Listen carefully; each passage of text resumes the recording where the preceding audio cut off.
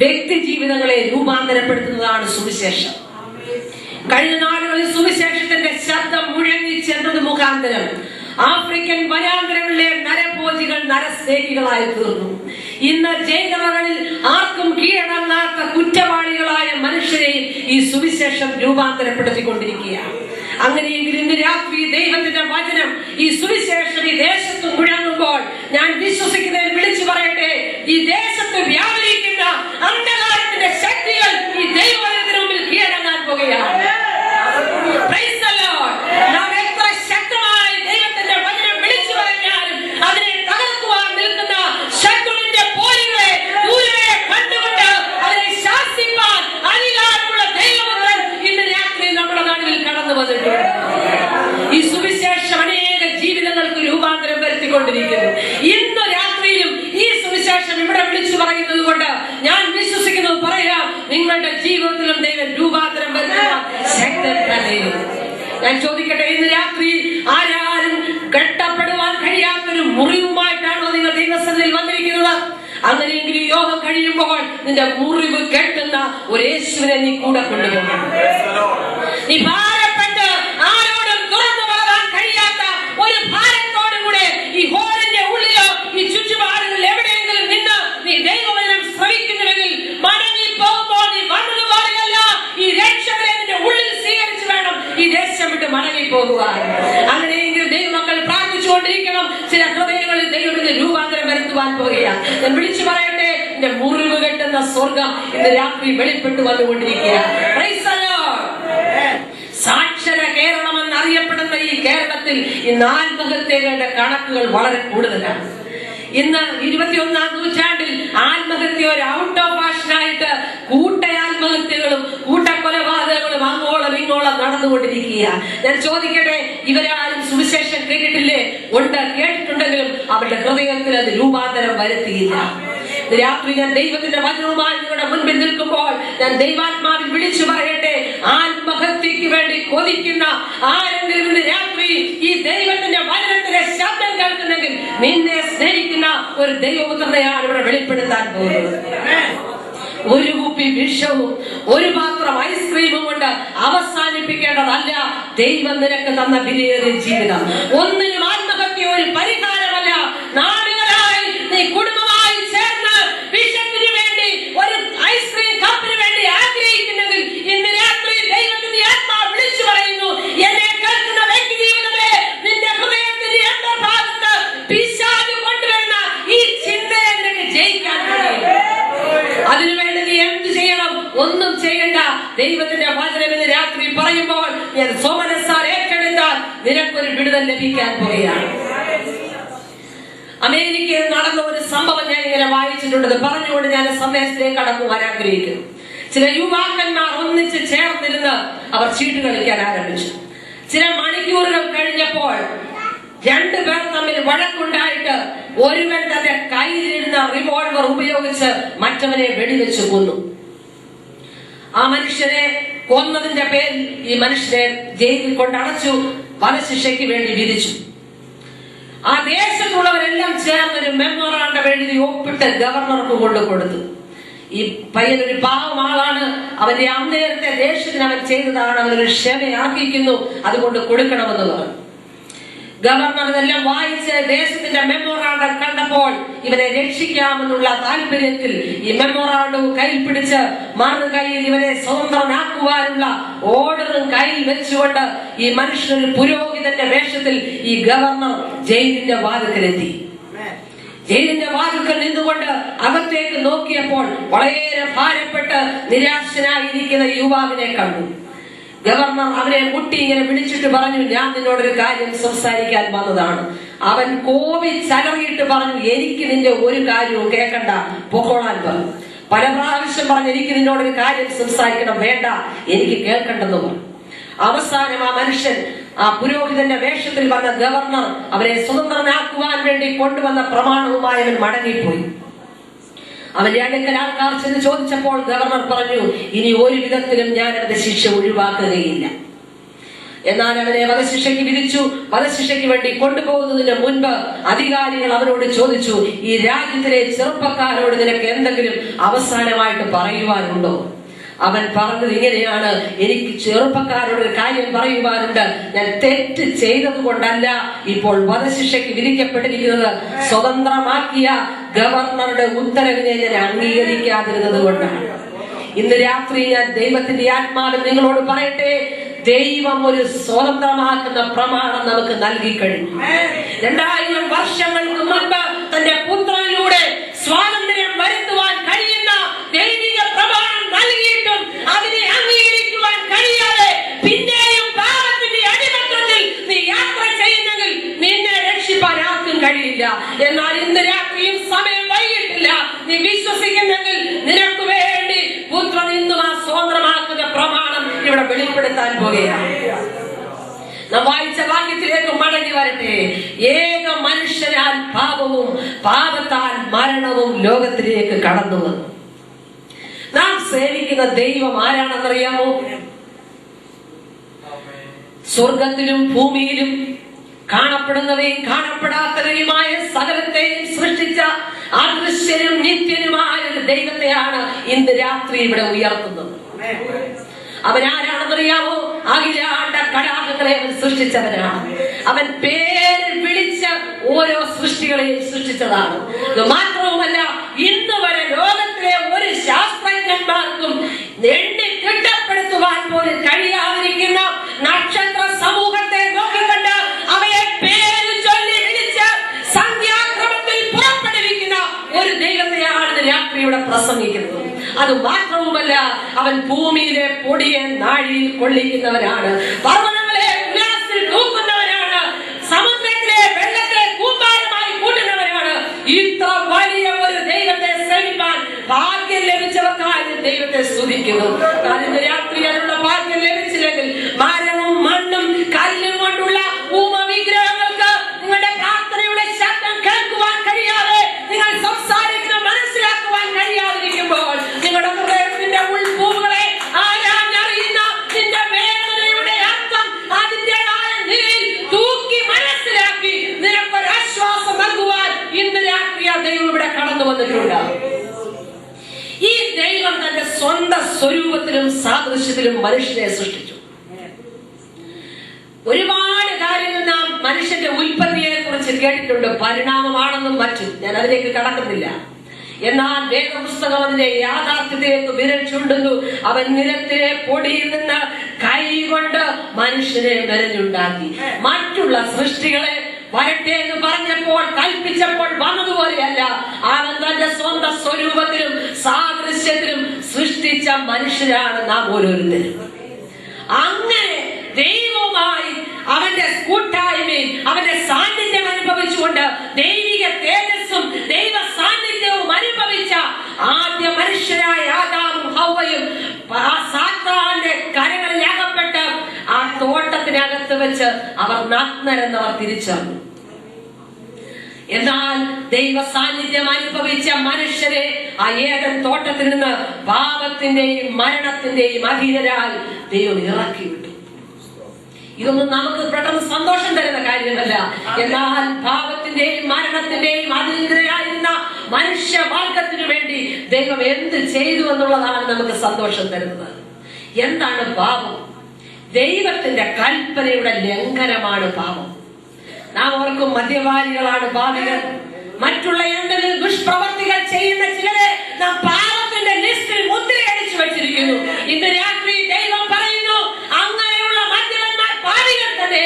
അതിനേക്കാൾ അധികമായി നിന്റെ വാക്കുകൊണ്ടോ നിന്റെ സംസാരം കൊണ്ടോ നിന്റെ ചിന്ത കൊണ്ടോ നിന്റെ പ്രവൃത്തി കൊണ്ടോ നീ ദൈവത്തിന് ദൂരെയായിരിക്കുന്നുവെങ്കിൽ നീ ഒരു പാപിയാണ്. അങ്ങനെയുള്ള പാപിക്ക് വേണ്ടി ഒരു വേദശാസ്ത്രങ്ങളിലും ആരും ഒന്നും ചെയ്തിട്ടില്ല. ദുഷ്ടനായ മനുഷ്യനെ നിഗ്രഹിക്കണമെന്നുള്ളതാണ് സകല വേദങ്ങളുടെയും അഭിപ്രായം. എന്നാൽ വേദപുസ്തകം അതിനെതിരാണ്. ആരാണോ പാപിയായിരിക്കുന്നത് അവന് വേണ്ടി സ്വർഗത്തിലെ ദൈവം വെളിപ്പെട്ടു വരികയാണ്. ദൈവ കൽപ്പനയുടെ ലംഘനം നടന്ന സ്ഥലമാണ് ഏദൻ തോട്ടം. എന്നാൽ മനുഷ്യരെ തള്ളിക്കളയുവാൻ ദൈവം നിശ്ചയിച്ചില്ല. ദൈവം അതിനുവേണ്ടി പദ്ധതികളെ ഒരുക്കി വെച്ചു. എന്താണ് പാപം? നമുക്ക് എങ്ങനെ പാപത്തിന് വിടുതൽ പ്രാപിക്കാൻ കഴിയും? അപ്പോസ്തലനായ പൗലോസ് പറയുന്നു, അയ്യോ അനിഷ്ട മനുഷ്യൻ, ഈ പാപത്തിന് അധീനമായ ശരീരത്തിൽ നിന്ന് എന്നെ ആർ വിടുവിക്കും? ഈ ലോകത്തിലെ ഒരു ശക്തികൾക്കും പാപം ചെയ്യുന്ന മനുഷ്യനെ വിടുവിക്കാൻ കഴിയില്ല. എന്നാൽ സ്വന്തം പുത്രനായ യേശുക്രിസ്തുവിന്റെ രക്തമാണ് പാപത്തിന് മനുഷ്യനെ വിടുവിക്കുന്നത്. ഈ പാപം മൂലം മനുഷ്യർക്ക് കിട്ടിയ രണ്ടാമത്തെ ശിക്ഷയാണ് മരണം. എന്താ മരണം? എല്ലാവർക്കും മരണം നിശ്ചയമാണ്, സമയം നിശ്ചയമല്ല. പലരുടെയും ജീവിതം കണ്ടാൽ തോന്നുന്നു ഞാൻ മാത്രം മരിക്കുകയില്ല, മറ്റെല്ലാവരും മരിക്കുമെന്ന്. എന്നാൽ നമുക്ക് മനസ്സിലാകുന്നു, ഇന്നു വരെ ജനിച്ചിട്ടുള്ള ഒരു മനുഷ്യൻ പോലും മരിക്കാതിരുന്നിട്ടില്ല. അങ്ങനെയാണെങ്കിൽ എല്ലാ മനുഷ്യരെയും മരണത്തിന്റെ ദിനത്തിലേക്കാണ് നാം യാത്ര ചെയ്തുകൊണ്ടിരിക്കുന്നത്. ചിലർ മുൻപേ പോകുന്നു, നാം അതിന്റെ പിൻപേ ഗമിക്കുന്നുവെന്ന് മാത്രം. ഇങ്ങനെ ഒരു പ്രശസ്തയായ കവയത്രി ഇങ്ങനെ പാടി കേട്ടിട്ടുണ്ട്, സമർത്ഥനായ സീസറും പ്രസിദ്ധനായ ഹോമറും സമത്വമറ്റ സോളമൻ തുടങ്ങിയുള്ള വിജ്ഞരും അമർന്നുപോയി കാലചക്ര വിപ്രവർത്തിക്കലി, നമുക്ക് പിന്നെ എന്ത് ശങ്ക, മാറ്റമൊന്നുമില്ലതിൽ. എന്താണ് അതിന്റെ അർത്ഥമെന്നറിയാമോ? സമർത്ഥനായ സീസറും മരണത്തിന് അടിപ്പെട്ടു, പ്രസിദ്ധനായ ഹോമറും മറ്റാരോട് തുല്യമാക്കുവാൻ കഴിയാത്ത ശലോമോനും മരണത്തിന് അടിമപ്പെട്ടെങ്കിൽ പിന്നെ നമ്മൾ എന്തിനാ മരണത്തെ കുറിച്ച് സംശയിക്കുന്നത്? ഒരു ദിവസം നമ്മൾ ഇവിടുന്ന് പോയേ തീരും. മരണത്തിന്റെ തണുത്ത കരങ്ങൾ നമ്മെ പിടിക്കുന്നതിന് മുൻപ് നാം പാപിയാണെന്നും നമുക്ക് വേണ്ടി ദൈവം ഒരു രക്ഷ ഒരുക്കിയെന്നും മനസ്സിലാക്കുന്നതാണ് ഏറ്റവും വലിയ ഭാഗ്യം. അങ്ങനെ പാപത്തിനും മരണത്തിനും അധീനരായിരുന്ന മനുഷ്യരെ ഏദൻ തോട്ടത്തിൽ നിന്ന് ഇറക്കി പുറത്തേക്ക് വിട്ടു. ആർക്കും സഹായിക്കാൻ കഴിയാതിരുന്ന ഈ മനുഷ്യരുടെ ഹൃദയത്തിൽ മുൻപോട്ട് ജീവിക്കുവാൻ യാതൊരു വ്യക്തമായ രേഖകളും ഇല്ലാതിരുന്നപ്പോൾ ദൈവത്തിന് മനസ്സിലായി, മനുഷ്യവർഗത്തെ ഇങ്ങനെ തള്ളിക്കളഞ്ഞാൽ സാധിക്കുകയില്ല. എന്താണ് ദൈവം ചെയ്തത്? ആദാം പാപം ചെയ്യുന്നതിന് മുൻപ് തന്നെ മനുഷ്യവർഗത്തെ രക്ഷിപ്പാനുള്ള പദ്ധതിയും സ്വർഗത്തിൽ രൂപപ്പെട്ടു കഴിഞ്ഞു. മനുഷ്യൻ പാപിയാകുമെന്നും അവൻ ഏദൻ തോട്ടത്തിന് പുറത്താക്കുമെന്നും മുൻപേ മനസ്സിലാക്കിയ ദൈവം അതിനുവേണ്ട രക്ഷാ പദ്ധതികളും ഒരുക്കി കഴിഞ്ഞു. എന്താണ് ദൈവം ഒരുക്കിയ രക്ഷാ പദ്ധതി എന്നറിയാമോ? നാം വായിച്ച വാക്യം ഇങ്ങനെയാണ് പറയുന്നത്, ഏക മനുഷ്യനാൽ പാപവും പാപത്താൽ മരണവും ലോകത്തിലേക്ക് വന്നു, സകല മനുഷ്യനും മരണം പരന്നിരിക്കുന്നു. അടുത്ത വാക്യം ഇങ്ങനെ പറയുന്നു, ഏകന്റെ അനുസരണത്താൽ. ആരാണ് ഏകനെന്നാണ് ഞാൻ പറയാൻ പോകുന്നത്. മനുഷ്യൻ എപ്പോഴും കൈകൊണ്ട് എന്തെങ്കിലുമൊക്കെ അധ്വാനിക്കുവാൻ താല്പര്യമുള്ളവനാണ്. ഏദൻ തോട്ടത്തിൽ തെറ്റിപ്പോയ ആദാമും ഹവ്വയും അവർ ദൈവത്തോട് നിലവിളിക്കുന്നതിന് പകരമായി അവിടെ കിടന്ന അത്തിയില പെറുക്കി കൂട്ടി തുന്നുവാനാണ് അവരാദ്യം പരിശ്രമിച്ചത്. അവർ ദൈവത്തോട് നിലവിളിച്ചെങ്കിൽ അവരുടെ നഗ്നത മാറ്റുവാൻ ദൈവം ഒരു പദ്ധതി ഒരുക്കുമായിരുന്നു. അവരുടെ സ്വന്തം കൈകളുടെ അധ്വാനം കൊണ്ട് ചില അത്തിയിലകൾ കൂട്ടി തുന്നി അവരുടെ പാപത്തിന്റെ നഗ്നതയെ മറയ്ക്കുവാൻ അവർ തീരുമാനിച്ചു. ദൈവത്തിന് മനസ്സിലായി, ഈ മനുഷ്യൻ വെറുതെ ഒന്നും ഇരിക്കുകയില്ല, അവന്റെ പാപത്തെ മറയ്ക്കുവാൻ എന്തെങ്കിലുമൊക്കെ ചെയ്തുകൊണ്ടിരിക്കും. ഇന്ന് നാം കാണുന്നത് ഇതാണ്, മനുഷ്യർ തങ്ങളുടെ പാപത്തെ മറയ്ക്കുവാൻ എന്ത് ചെയ്യണമെന്ന് ഓർത്ത് ഓടുകയാണ്. മതങ്ങൾ പറയുന്നു, അധ്വാനിക്കുക, നിന്റെ അധ്വാനം കൊണ്ട് നിന്റെ പാപത്തിന് പരിഹാരം ഉണ്ടാകും. എന്നാൽ വേദപുസ്തകം അതിനെതിരാണ്. മനുഷ്യന്റെ കൈകളുടെ പ്രവൃത്തി കൊണ്ട് ഒരിക്കലും അവനവന്റെ പാപത്തിന് വിടുതൽ പ്രാപിക്കാൻ സാധിക്കുകയില്ല. അത്തിയില കൂട്ടിത്തുന്നി ആദ്യം ഒരു ടെക്സ്റ്റൈൽസ് ആരംഭിച്ചത് ഏദൻ തോട്ടത്തിലാണ്. അന്ന് മുതൽ ഇന്ന് വരെ മനുഷ്യൻ പലതും ചെയ്യുവാനായി താല്പര്യപ്പെട്ടു. ഇത് സ്വർഗത്തിൽ നിന്ന് കണ്ട ദൈവം ചെയ്തത് എന്താണെന്നറിയാമോ? മോശയുടെ നേതൃത്വത്തിൽ മിസ്രയീമിൽ നിന്ന് കനാൻ ദേശത്തേക്ക് യാത്ര ചെയ്ത ജനത്തിനൊരു പ്രമാണം നൽകി. ആ പ്രമാണത്തിന്റെ പേരാണ് ന്യായപ്രമാണം. ന്യായപ്രമാണം കൊടുത്തപ്പോൾ അതിനകത്ത് പറയുന്നു, കണ്ണിന് പകരം കണ്ണ്, പല്ലിന് പകരം പല്ല്. ഒരു മനുഷ്യൻ നിന്നെ അടിച്ചാൽ അവന്റെ ചെവിട്ടിന് 2 പ്രാവശ്യം തിരിച്ചടിക്കുക. ഇതാ ന്യായപ്രമാണം. എന്നാൽ അവൻ ചെയ്യാവുന്ന എന്ത് കാര്യങ്ങളും ചെയ്യുവാൻ താല്പര്യമാണെന്ന് മനസ്സിലാക്കിയപ്പോൾ ദൈവം അടുത്ത പ്രമാണം കൊടുത്തു. നിനക്ക് വേണ്ടി നിന്റെ പാപത്തിന്റെ പരിഹാരമായി നിനക്ക് കഴിവുള്ളതുപോലെ യാഗം കഴിക്കുവാൻ ആവശ്യപ്പെട്ടു. കാളകളെയോ ആട്ടുകൊറ്റനെയോ പ്രാവിനെയോ നിന്റെ സാമ്പത്തിക ശേഷി അനുസരിച്ച് നീ യാഗം കഴിച്ച് നീ ഒരു പരിഹാരം ഉണ്ടാക്കുവാൻ ന്യായപ്രമാണത്തിൽ ദൈവം ഒരു വ്യവസ്ഥ കൊടുത്തു. യെരൂശലേം ദേവാലയത്തിലേക്ക് ചെല്ലുന്നവർ അങ്ങനെ കാളയും ആടിനെയും പ്രാവിനെയും ഒക്കെ യാഗം കഴിച്ചുകൊണ്ടാണ് യേശുവിന്റെ കാലയളവിൽ യേശു പറഞ്ഞത്, ഇത് എന്റെ പിതാവിന്റെ ആലയമാണ്, നിങ്ങൾ ഇതിനെ കള്ളന്മാരുടെ ഗുഹയാക്കിക്കൊണ്ടിരിക്കുക. ആലയത്തിലേക്ക് ചെന്നപ്പോൾ കാളകളുടെ നിലവിളിയും ആടുകളുടെ കരച്ചിലും പ്രാവിന്റെ കുറുകലും ഒക്കെ കേട്ടപ്പോൾ യേശുവിന് മനസ്സിലായി ഇതിനെ കള്ളന്മാരുടെ ഗുഹയാക്കിക്കൊണ്ടിരിക്കുകയാണ്. ഞാൻ ഇന്ന് രാത്രി നിങ്ങളോട് വിളിച്ചു പറയട്ടെ, മതങ്ങൾ നിങ്ങളോട് അധ്വാനിക്കുവാൻ പറയുന്നു. മല കയറുവാനോ തിരി കത്തിക്കുവാനോ എന്തെങ്കിലും കൊടുത്ത് ദൈവത്തെ തൃപ്തിപ്പെടുത്തുവാനോ നിങ്ങളോട് മതങ്ങൾ കൽപ്പിക്കുമ്പോൾ ഇന്ന് രാത്രി ദൈവത്തിന്റെ പരിശുദ്ധാത്മാവ് നിങ്ങളുടെ ഹൃദയത്തിൽ സംസാരിക്കട്ടെ. നിങ്ങളുടെ കൈകളുടെ പ്രവൃത്തി കൊണ്ട് ഒരിക്കലും നിങ്ങൾക്ക് ദൈവത്തെ പ്രസാദിപ്പിക്കുവാൻ കഴിയില്ല.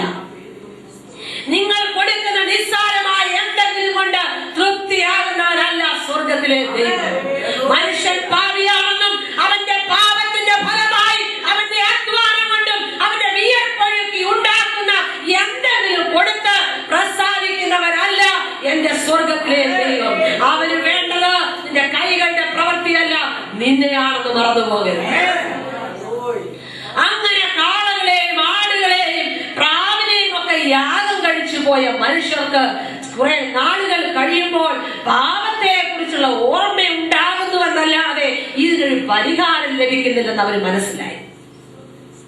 അപ്പോഴാണ് സ്വർഗത്തിൽ അടുത്ത ഒരു കൂടിവരവ് കൂടിയിട്ട് ചോദിച്ചു, ഇതുകൊണ്ട് ഒരിക്കലും മനുഷ്യരെ രക്ഷിപ്പാൻ എനിക്ക് കഴിയില്ല, എന്താണ് ചെയ്യേണ്ടത്? പിതാവായ ദൈവം ഇങ്ങനെ തീരുമാനിച്ചു, ഒരുവൻ ചെന്ന് യാഗമായി തീരുക. ആരെനിക്ക് വേണ്ടി പോകുമെന്നുള്ള ചോദ്യത്തിന്റെ മുൻപിൽ ഞാൻ പോകാമെന്ന് പറഞ്ഞ് ദൈവത്തിന്റെ ഏകജാതനായ പുത്രൻ യേശു ക്രിസ്തു ഈ ഭൂമിയിലേക്ക് മനുഷ്യാവതാരം ചെയ്തു. പാപത്തിന്റെയും മരണത്തിന്റെയും അടിമത്തത്തിലായിരുന്ന മനുഷ്യനെ വിടുവിക്കുവാൻ ന്യായപ്രമാണത്തിന്റെ പ്രവൃത്തികൾക്ക് കഴിയുന്നില്ലെന്ന് കണ്ടപ്പോൾ ദൈവത്തിന് മനസ്സിലായി, തന്റെ സ്വന്തം പുത്രൻ യാഗമായി തീർന്നാൽ മനുഷ്യന്റെ പാപത്തിന് സ്ഥിരമായ ഒരു പരിഹാരം ഉണ്ടാകുമെന്ന് മനസ്സിലാക്കിയിട്ടാണ് ദൈവം തന്റെ പുത്രനെ പാപജടത്തിന്റെ സാദൃശ്യത്തിലും പാപം നിമിത്തവും ഭൂമിയിലേക്ക് അയച്ചത്. അങ്ങനെ യേശു ഭൂമിയിൽ വന്നു. 30 വർഷക്കാലം അവൻ രഹസ്യ ജീവിതത്തിൽ അവന്റെ മാതാപിതാക്കൾക്ക് അവൻ കീഴടങ്ങിയിരുന്നു. 30ാമത്തെ തിരുവയസ്സിൽ യോഹന്നാന്റെ കൈക്കീഴിൽ യോർദാൻ നദിയിൽ സ്നാനമേറ്റ് അവൻ പരസ്യ ശുശ്രൂഷ ആരംഭിച്ചു. അവന്റെ ശുശ്രൂഷയിൽ അവൻ അനേക അത്ഭുതങ്ങളും അടയാളങ്ങളും ചെയ്തതായി നാം വേദപുസ്തകത്തിൽ വായിക്കുന്നു. എന്നാൽ യേശു ക്രിസ്തു ഭൂമിയിൽ വന്നത് എന്തെങ്കിലും അത്ഭുതവും അടയാളവും ചെയ്യാനാണെന്നാണോ നാം ചിന്തിക്കുന്നത്? കുഷ്ഠരോഗിയെ ശുദ്ധമാക്കുവാനും കുരുടനെ കാഴ്ച കൊടുക്കുവാനും ഏതെങ്കിലും ഒരു പാവപ്പെട്ട കുടുംബത്തിന് വിടുതൽ നൽകുവാനുമാണോ യേശു ഭൂമിയിലേക്ക് വന്നത്? അല്ല. എന്നാൽ യേശു ക്രിസ്തു ഭൂമിയിലേക്ക് വന്നത് തന്റെ സ്വന്തം സ്വരൂപത്തിൽ സൃഷ്ടിക്കപ്പെട്ട മനുഷ്യന് വേണ്ടി അത്ഭുതങ്ങളും അടയാളങ്ങളും ചെയ്തിട്ട് പോകുവാനല്ല, അവരെ വീണ്ടെടുത്ത് നഷ്ടപ്പെട്ടത് അവന് മടക്കി കൊടുക്കുവാനാണ്. അങ്ങനെ മടക്കി ലഭിച്ചവർക്ക് ദൈവത്തെ സ്തുതിക്കുന്നു. ഇന്ന് രാത്രി ദൈവത്തിന്റെ വചനം കേൾക്കുന്ന പ്രിയപ്പെട്ടവരോട് പറയട്ടെ, നീ ദൈവത്തിന് നേരെ അകലെയാണെങ്കിൽ നിന്നെ അടുപ്പിക്കുവാൻ, നിന്നെ ദൈവത്തിലേക്ക് വലിച്ചടുപ്പിക്കുവാനാണ് യേശു ക്രിസ്തു മനുഷ്യനായി ഭൂമിയിൽ പിറന്നത്. സർവജനത്തിനും ഉണ്ടാകുവാനുള്ള ഒരു മഹാസന്തോഷമാണെന്നാണ് യേശു ക്രിസ്തുവിന്റെ 1ാമത്തെ വരവിനെ കുറിച്ച് വേദപുസ്തകം പറയുന്നത്. സർവജനത്തിനും ഉണ്ടാകുന്ന സന്തോഷം നാം ചില ദിവസങ്ങൾ കഴിയുമ്പോൾ കാണാൻ പോകുകയാണ്. ഡിസംബർ 25-ാം തീയതി വരുമ്പോൾ സകല മനുഷ്യരുടെയും സന്തോഷം നാം കാണും. പലരും പിന്നെ കിടപ്പ് റോഡിലായിരിക്കും. പലർക്കും വീട്ടിൽ കിടന്നുറങ്ങുവാൻ കഴിയുന്നില്ല. കഴിഞ്ഞ ദിവസങ്ങൾ നോമ്പും വ്രതാനുഷ്ഠാനങ്ങളും നടത്തിയിട്ട് മദ്യക്കുപ്പികളുടെ എണ്ണം പെരുക്കുവാനല്ല യേശു ഭൂമിയിൽ വന്നത്, മറിച്ച് അവൻ ജനിച്ചത് നിന്റെ ഹൃദയത്തിലാണെങ്കിൽ നിന്റെ ജീവിതം കണ്ടാൽ അറിയാം നിന്റെ ഉള്ളിൽ ക്രിസ്തു ഉണ്ടെന്ന്. ഒരു ഭക്തൻ ഇങ്ങനെ പറഞ്ഞു, 1000 പ്രാവശ്യം യേശു ബേത്ലഹേമിൽ ജനിച്ചാലും നിന്റെ ഉള്ളിൽ അവൻ ഉരുവായിട്ടില്ലെങ്കിൽ അവൻ ജീവിച്ചതും നീ ജീവിച്ചതും വെറുതെയാണ്. മനസ്സിലായോ? 1000 പ്രാവശ്യം യേശു ബേത്ലഹേമിൽ ജനിച്ചാലും പ്രിയ സഹോദര സഹോദരി, നിന്റെ ഉള്ളിൽ അവൻ ഉരുവായിട്ടില്ലെങ്കിൽ നിന്റെ ജീവിതം വ്യർത്ഥമാണെന്നാണ് പറഞ്ഞത്. സർവജനത്തിനും ഉണ്ടാകുവാനുള്ള മഹാസന്തോഷം ദൂതന്മാർ വിളിച്ചു പറഞ്ഞത് വെറുതെ താൽക്കാലികമായ സന്തോഷത്തിന് വേണ്ടിയല്ല. ഏദൻ തോട്ടത്തിൽ ദൈവിക തേജസ്സും പുത്രത്വം നഷ്ടപ്പെട്ട് ലോകത്തിന്റെ ഇഷ്ടങ്ങൾക്കും ആഡംബരങ്ങൾക്കും അടിമകളായി കിടന്ന പാപത്തിന്റെ സന്തതിയായ ആദാമിയ സന്തതിയെ വിടുവിച്ചെടുത്ത് നിത്യതയിൽ തന്നോട് കൂടെ ഇരുത്തുവാൻ ആഗ്രഹിച്ചാണ് യേശുക്രിസ്തു ദൈവമായി ലോകത്തിലേക്ക് വന്നത്. അവൻ ഇന്നും അത്ഭുതങ്ങൾ ചെയ്യുന്നവനാണ്. അന്നു മാത്രമല്ല, കാനാവിലെ കല്യാണ വീട്ടിൽ അവൻ ആരംഭത്തിലുള്ള ഒരു അത്ഭുതം ചെയ്തതായി നാം വായിക്കുന്നു. എന്നാൽ ഇന്ന് ഏറ്റവും അവസാനം ചെയ്ത അത്ഭുതം എന്ന് വേദപുസ്തകത്തിൽ പറഞ്ഞിട്ടില്ല. കാരണം ഇന്ന് രാത്രിയും അവൻ അത്ഭുതം ചെയ്യുവാൻ ഇന്നും അവൻ അത്ഭുതം ചെയ്തുകൊണ്ടിരിക്കുന്നു. ആരംഭത്തിൽ പറഞ്ഞല്ലോ, ലോകക്കാർക്കും ലോകത്തിലെ ഉന്നതന്മാർക്കും നേതൃസ്ഥാനങ്ങൾക്കും തലവേദനയായിരുന്ന അനേകരുടെ ജീവിതത്തിൽ അവൻ ഇന്നും അത്ഭുതം ചെയ്തുകൊണ്ടിരിക്കുകയാണ്. കുറ്റവാളികളായ പ്രിയപ്പെട്ടവരെ കുറിച്ച് എനിക്കറിയാം. എറണാകുളത്തിനടുത്തൊരു പ്രസ്ഥാനമുണ്ട്, പ്രിസൺ ഗോസ്പൽ മിഷൻ. ജയിലറയ്ക്കുള്ളിലിരുന്ന് സുവിശേഷം കേട്ട് അവർ മാനസാന്തരപ്പെട്ട് അനേകർ ഇന്നും സുവിശേഷത്തിന്റെ വെളിച്ചം പകർന്നു കൊടുക്കുന്ന ഒരു ഗ്രൂപ്പാണ് പ്രിസൺ ഗോസ്പൽ മിഷൻ. അവർ ജയിലറകളിൽ സുവിശേഷം അറിയിക്കുക. ഇങ്ങനെ അനേക ആർക്കും രൂപാന്തരപ്പെടുത്തുവാൻ കഴിയാത്ത മനുഷ്യരുടെ സാക്ഷ്യങ്ങൾ ഞങ്ങൾക്ക് പറയുവാനുണ്ട്. പറയട്ടെ, നീ ഇരിക്കുന്നതായ സാഹചര്യം ഏറ്റവും നല്ലതാണെന്ന് നിനക്ക് തോന്നിക്കൊണ്ട് അതിൽ മാത്രം നീ ആശ്രയിച്ച് മുൻപോട്ട് പോകുകയായിരിക്കാം. എന്നാൽ ഇന്ന് രാത്രി ദൈവത്തിന്റെ ആത്മാവ് നിന്നോട് സംസാരിക്കുന്നു. നീ ഒരു പാവിയാണെന്ന് നിനക്ക് മനസ്സിലാകുമ്പോഴാണ് യേശുവിനെ നിനക്ക് ആവശ്യമായി വരുന്നത്. ന്യായപ്രമാണത്തിന്റെ പ്രവർത്തികളാൽ ഏതെങ്കിലും മനുഷ്യർ രക്ഷപ്പെടുമായിരുന്നുവെങ്കിൽ യേശു ക്രിസ്തു ലോകത്തിൽ വരേണ്ട കാര്യമില്ലായിരുന്നു. ഒരു വീരപുരുഷനായി എന്തെങ്കിലുമൊക്കെ ചെയ്ത് ഒരു ഇതിഹാസ പുരുഷനായി മടങ്ങിപ്പോകുവാനല്ല യേശു ക്രിസ്തു ഈ ലോകത്തിലേക്ക് വന്നത്.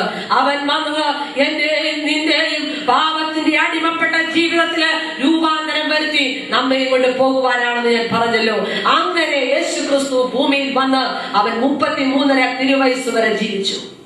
അത്ഭുതങ്ങളും അടയാളങ്ങളും ചെയ്തപ്പോഴൊന്നും താൻ വേദന അനുഭവിച്ചില്ല. എന്നാൽ അതല്ലായിരുന്നല്ലോ കർത്താവിന്റെ വരവിന്റെ ഉദ്ദേശം. എന്നാൽ അവന്റെ വരവിന്റെ ഉദ്ദേശം വാസ്തവമായ കാൽവറിയിൽ ഒരു യാഗമായി തീരുവാനായിരുന്നു. അതറിഞ്ഞുകൊണ്ട് തന്നെ വന്ന ദൈവപുത്രൻ അവന്റെ ഓരോ ദിവസങ്ങളും അതിലേക്കുള്ള ഒരുക്കത്തിലേക്ക് നടന്നുകൊണ്ടിരിക്കുകയായിരുന്നു. അവൻ 12 ശിഷ്യന്മാരെ തിരഞ്ഞെടുത്തു. അനേക പുരുഷാരം അവനോടൊപ്പം യാത്ര ചെയ്തു. അനേകം അവനെ അനുഗമിച്ചു. അനേകം അവന്റെ സുവിശേഷത്തിൽ വിശ്വസിച്ചു. എന്നാൽ ആരും അവന്റെ മരണശിക്ഷ ഏറ്റെടുത്തില്ല. കാരണം അവൻ നമുക്ക് പകരമായി മരിക്കണമെന്നുള്ളത് ദൈവത്തിന്റെ നീതിയായിരുന്നു. വേദപുസ്തകത്തിലെ ഏറ്റവും ശക്തമായ ദൈവത്തിന്റെ വചനമാണ് റോമാലേഖനം 3-ാം അധ്യായം 23 മുതലുള്ള വാക്യങ്ങൾ. ഒരു വ്യത്യാസവുമില്ല, എല്ലാവരും പാപം ചെയ്ത് ദൈവ തേജസ്സില്ലാത്തവരായി തീർന്നു. അതിനകത്ത് കുബേരനെന്നോ കുചേരനെന്നോ ഒരു വ്യത്യാസവുമില്ല. ഏതെങ്കിലും ഒരു സംഘടനയ്ക്ക് ഒരു വ്യത്യാസമില്ല. ആരായിരുന്നാലും മനുഷ്യനായി ജനിച്ച വ്യക്തികൾ എല്ലാവരും ജന്മനാ പാപികളാണ്. കാരണം ആദാം പാപം ചെയ്തെങ്കിൽ ആദാമിന്റെ സന്തതി പരമ്പരകൾ മുഴുവൻ പാപത്തിന് അടിമകളായിരുന്നുവെന്നാണ് ദൈവത്തിന്റെ വചനം പറയുന്നത്. എന്നാൽ എന്താണ് അതിനൊരു മരുന്ന്? അവന്റെ കൃപയാൽ ക്രിസ്തുയേശുവിലെ വീണ്ടെടുപ്പ് മൂലം സൗജന്യമായ നീതീകരിക്കപ്പെടുന്നു. എന്താണ് ഈ നീതീകരണം എന്ന വാക്കിന്റെ അർത്ഥമെന്നറിയാമോ? നീതീകരണം എന്ന വാക്ക് ഒരു കോടതി ഭാഷയാണ്. പാപം ചെയ്ത ഒരു മനുഷ്യൻ, തെറ്റ് ചെയ്ത ഒരു കുറ്റവാളി പ്രതിക്കൂട്ടിനകത്ത് നിൽക്കുന്നു. ജഡ്ജി അവനെ ന്യായം വിധിക്കുവാൻ വേണ്ടി മുൻപിൽ നിൽക്കുന്നു. ഇവൻ ചെയ്ത കുറ്റങ്ങൾ മുഴുവൻ ഇവനോട് വായിച്ച് കേൾപ്പിച്ചു കഴിഞ്ഞിട്ട് നിനക്ക് എന്തെങ്കിലും മറുത്തു പറയുവാനുണ്ടോ? ഇല്ല. അങ്ങനെയെങ്കിൽ ഈ വധശിക്ഷയ്ക്ക് നീ അർഹനാണെന്ന് ഒരു ജഡ്ജി ഈ കുറ്റവാളിയെ നോക്കി വിളിച്ചു പറയുമ്പോൾ, പാപം ചെയ്യാത്ത ഒരുവൻ കടന്നു വന്ന് പ്രതിക്കൂട്ടിൽ നിൽക്കുന്ന ഈ മനുഷ്യനെ പ്രതിക്കൂട്ടിന് പിടിച്ച് പുറത്തേക്ക് ഇറക്കിയിട്ട് അവന് പകരമായി കയറി നിന്നിട്ട് പറയുക, ഇവൻ പാപം ചെയ്തിട്ടില്ല, ആ പാപം ഞാൻ ഏറ്റെടുക്കുന്നു. എന്താണ് അതിന്റെ അർത്ഥമെന്നറിയാമോ? ദൈവത്തിന്റെ വചനം പറയുന്നു, പാപമറിയാത്തവനെ നാം അവനിൽ ദൈവത്തിന്റെ നീതിയാകേണ്ടതിന് അവൻ നമുക്ക് വേണ്ടി പാപമാക്കി. പ്രിയമുള്ളവരെ, നാം പാപം ചെയ്തവരാണ്. നാം കുറ്റവാളികളായിരുന്നു. നാം പാപത്തിന് അടിമപ്പെട്ട് ശിക്ഷയ്ക്ക് അർഹരായി തീർന്നപ്പോൾ പാപം ചെയ്യാത്ത ദൈവ കുഞ്ഞാണെന്ന് സകലരുടെയും സാക്ഷ്യം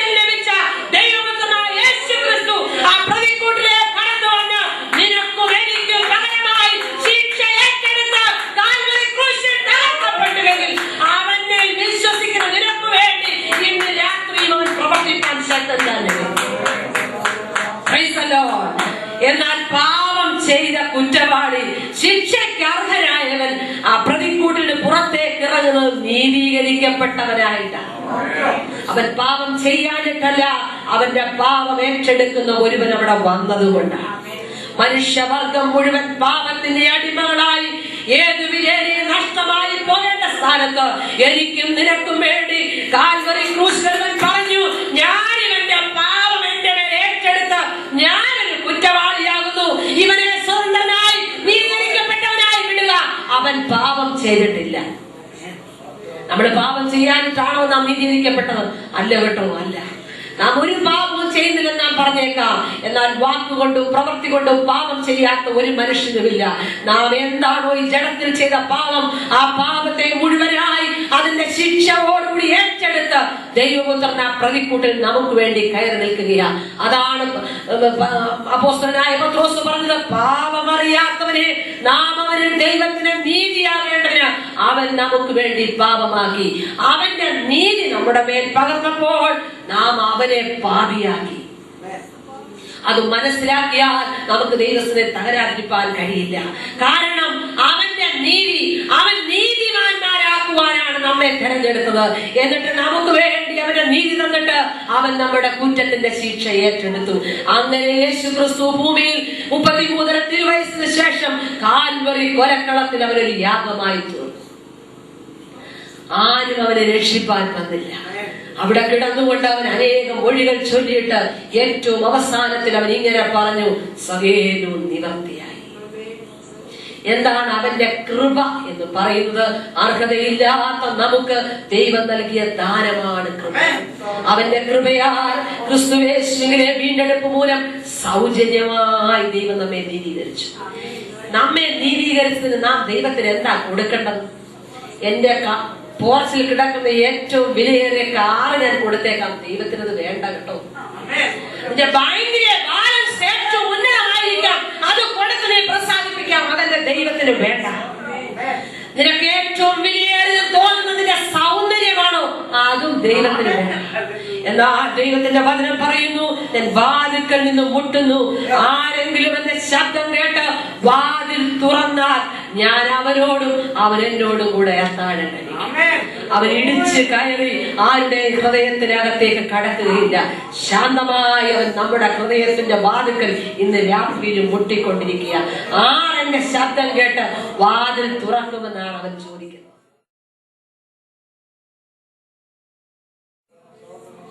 അതുകൊണ്ട് അവന്റെ കൃപയാൽ ക്രിസ്തുയേശുവിനെ വീണ്ടെടുപ്പ് മൂലം സൗജന്യമായി നമ്മെ നീതീകരിച്ചിരിക്കുന്നു. അതുകൊണ്ട് മാത്രം തീർന്നില്ല, ദൈവം അവനെ പരസ്യമായി നിർത്തിയിരിക്കുന്നു. ഇന്നും യേശു ക്രിസ്തു പരസ്യമായി ലോകത്തിന്റെ നടുവിൽ നിൽക്കുകയാണ്. കുഞ്ഞെ, നിന്റെ പാപത്തിന് വേണ്ടിയാണ് ഞാൻ മരിച്ചതെന്ന് ഓരോ വ്യക്തിയോടും അവൻ വിളിച്ചു പറഞ്ഞുകൊണ്ടിരിക്കുക. ആ ശബ്ദം കേൾക്കുവാൻ കഴിയാതിരിക്കുന്നതിന് നമുക്ക് എന്താ തടസ്സമായിരിക്കുന്നത്? ലോകത്തിലെ എന്തെങ്കിലും വിലയേറിയതൊക്കെ പിടിച്ചുകൊണ്ടാണോ യേശുവിന്റെ സ്നേഹത്തെ നാം കാണാതെ പോകുന്നത്? ഇന്ന് രാത്രി ദൈവം നിങ്ങളുടെ ഹൃദയത്തോട് സംസാരിക്കട്ടെ. എത്ര ഉന്നതനായിരുന്നാലും, ഭൂമിയിൽ എത്രമാത്രം എന്റെ സമ്പത്തുണ്ടായിരുന്നാലും, ഏത് വലിയ കുടുംബത്തിൽ പിറന്നവരായിരുന്നാലും ശരി, ഇതൊന്നും ദൈവത്തിന്റെ വകുപ്പിനകത്ത് പെട്ടതല്ല. യേശു ക്രിസ്തുവിന്റെ കാൽവരി മരണത്തെ ഉൾക്കൊള്ളാത്ത ആരെയും ദൈവം നീതീകരിക്കുന്നില്ല. ദൈവത്തിന്റെ വചനം പറയുന്നു, ഏക മനുഷ്യന്റെ അനുസരണക്കേടിനാൽ അനേകർ പാപികളായി തീർന്നു. ആദാമിന്റെയും ഹവ്വയുടെയും ലംഘനത്താൽ നാം എല്ലാവരും പാപികളാ. നാം പാപികളല്ലെന്ന് പറഞ്ഞ് നമ്മുടെ കണ്ണാരെങ്കിലും ഒക്കെ മൂടിക്കെട്ടുന്നുണ്ടെങ്കിൽ ദൈവത്തിന്റെ വചനം അതിനെതിരാ. ഞാൻ പറയട്ടെ, ഈ ഞാൻ വിളിച്ചു പറയുന്ന വേദപുസ്തകം പറയുന്നു സകല മനുഷ്യരും പാപികളാ. എന്നാൽ ഈ വേദപുസ്തകം വായിക്കാൻ സമയമില്ലല്ലോ. ആകെ കൂടെ വായിക്കുന്നത് ഒരു മരണവീട്ടിലാണ്. മരണവീട്ടിൽ സങ്കീർത്തനം 1 മുതൽ 150 വരെ സേനായും കൂടെ കൂട്ടി വായിക്കുന്നവരാ കൂടുതൽ. എന്നാൽ അവർക്ക് മനസ്സിലാകുന്നില്ല. ഞാൻ പറയട്ടെ, മരണവീട്ടിൽ വായിക്കുവാനുള്ളതല്ല ഈ വേദപുസ്തകം. നിന്റെ ജീവിതത്തിൽ ദൈവം നിന്നോട് സംസാരിക്കുവാൻ ഈ ഭൂമിയിൽ വെച്ചതാണ് ഈ വേദപുസ്തകം.